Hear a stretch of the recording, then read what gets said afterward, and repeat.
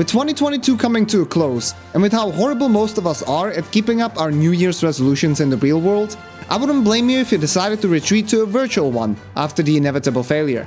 But which of these worlds are worth the time investment, and which are bound to fail just like the New Year's resolutions? Today, we will look at one of the biggest MMORPGs on the market, Final Fantasy XIV Online. I'm catalystz, and although I mostly speedrun Souls games nowadays, used to be an avid MMO player. Having tried Final Fantasy for the first time recently, I can bring you the perspective of a brand new player getting started with the game. We will review several of its aspects, how the onboarding process feels for a newbie, and ultimately conclude with whether Final Fantasy XIV is worth a shot in the following year. I need to say that this video is sponsored by Square Enix and their Final Fantasy XIV free trial, but I was given absolute freedom over its content. That said, mentioning the free trial is a must regardless of the sponsorship. Although the game employs a monthly subscription model for around $14, its free trial includes the entire base game and the first of its 4 expansions, Heavensward. That is content worth tens if not hundreds of hours available for free, although there are certain limitations like not being able to invite players to a party. If by the end of this video you decide you want to check the game out, there's no better way than through the free trial linked in the description below. Alright, let's begin.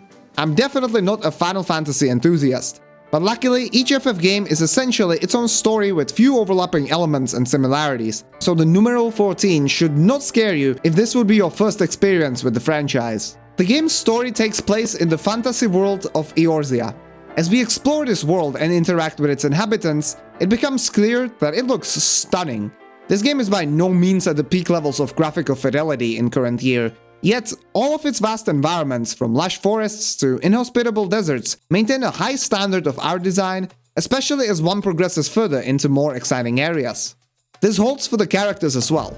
In fact, one could spend hours on the character creation screen alone, fiddling with all the highly detailed settings to give their hero a unique look.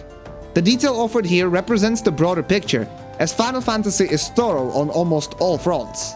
Yet, I rather slay monsters than spend my time at a saloon, so I opted for the randomized setting, wanting to get into the game as fast as possible. Still, even the randomized outcome generated a vibrant looking character. The game offers a selection of 6 basic races and 2 premium ones.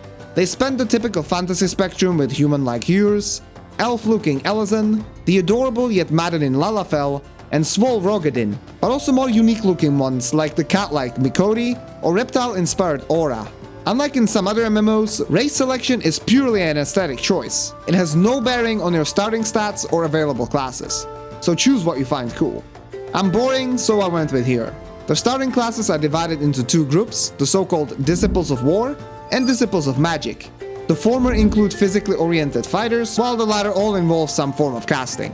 If unsure about which class to pick, don't sweat it, because the game carries one of the most flexible systems for class selection. All different classes can be activated and leveled on the same character. The player can then evolve them into more specialized jobs through specific class story quests. This means that if you start as a conjurer, just like me, but then realize healing is not for you, it is possible to easily swap to a different class by simply exchanging items within the inventory. That is a great feature, and makes perfect sense because Final Fantasy XIV focuses heavily on its story.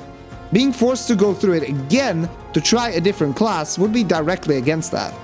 The evolution also offers an additional sense of progression, as it grants a new title and spells, making you feel like you are becoming more proficient at your craft. As I said, the story itself is a central focal point. Upon character creation, the player is introduced to the world through several cutscenes. These are usually well made, but be prepared for a lot of text. Only the most essential cutscenes tend to be voice acted. These walls of text can be off-putting, especially at the beginning, because the plot takes time to get going. It begins by having you enroll as an adventurer at your starting location. There are 3 starting cities: Ul'dah, Limsa Lominsa, and Gridania. Yours is determined by the class you choose. Regardless of where the journey begins, however, it is guaranteed to look gorgeous. The initial few quests see us running around a few errands, delivering messages here, collecting trash there, performing emotes at the NPCs in town, and so on. At this point, my first confusion came in. I have reservations about the game's map. It does not behave how one might be used to from other MMORPGs and needs to do a better job of explaining what icons represent which activities when all of them look fairly similar. Right-clicking does not zoom out to the broader area, and simply navigating different parts of the starting city can be complicated. It isn't aided by the fact that most of the quests for starting other jobs show up right from the beginning, even if locked out for now. The game does good work at always showing where the so-called main scenario quests, or MSQs, are located, but there is also a plethora of side quests available begged to be accepted by a typical RPG completionist. Thus, I completed other tasks alongside the main storyline, which may seem like a standard procedure, but resulted in overleveling my character. While side quests can simply be skipped, the MSQs, whose completion directly unlocks new features, are always suited for a specific level. My elevated level meant completing level 10 quests and fighting level 10 enemies at level 20. The way the game remedies these differences is level syncing your character down during specific parts of quests. But this often means that you cannot use abilities obtained at a higher level. That can feel quite limiting and confusing, but you do not necessarily possess a large variety of skills at the start. The combat itself feels good. The animations are crisp, different spells have distinct visual and sound effects to distinguish them from each other. The problem is that, just like the story, even combat keeps us waiting for it to get more involved. I'm just around the place where it's becoming more elaborate and fun, and that is around the levels 45 to 50, roughly 25 hours in. It seems to me that this wait is worth it, however.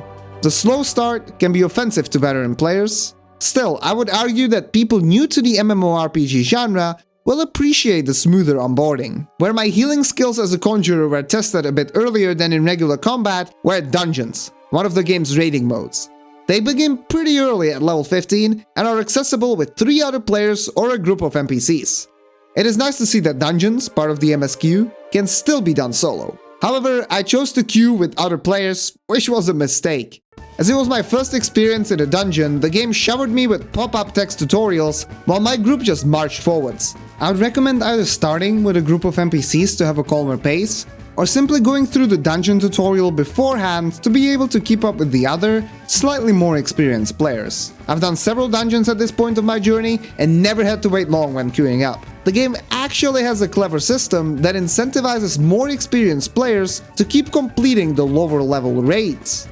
Playing with new players, identifiable by these sprout icons next to their names, gives the higher level counterparts special bonuses offsetting some of the potentially lost speed compared to a group of seasoned veterans. But it still led to this moment where I watched the cutscene of the dungeon's final boss, and the rest of the group finished him before the cinematic was even done. What was that sound? Why was that sound there?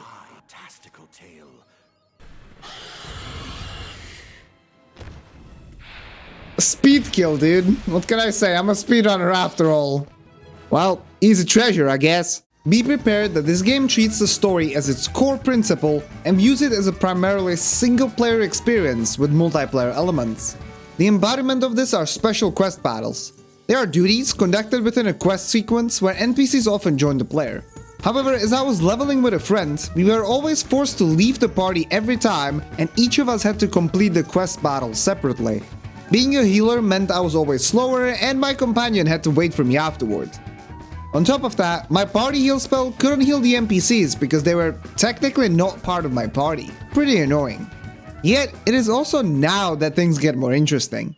Around levels 35 to 40, the environments of duties start getting more elaborate, the bosses start having more unpredictable abilities, the quests slowly transform from simply fetching messages to involved plotlines with recurring characters who we are expected to connect with and care about. This point is where I could see the first glimpses of greatness that every Final Fantasy XIV player keeps telling stories of. It takes patience, but the player's evolution from a new person in town to a global hero is bound to be extremely rewarding. This, of course, is only true if you genuinely interact with the story.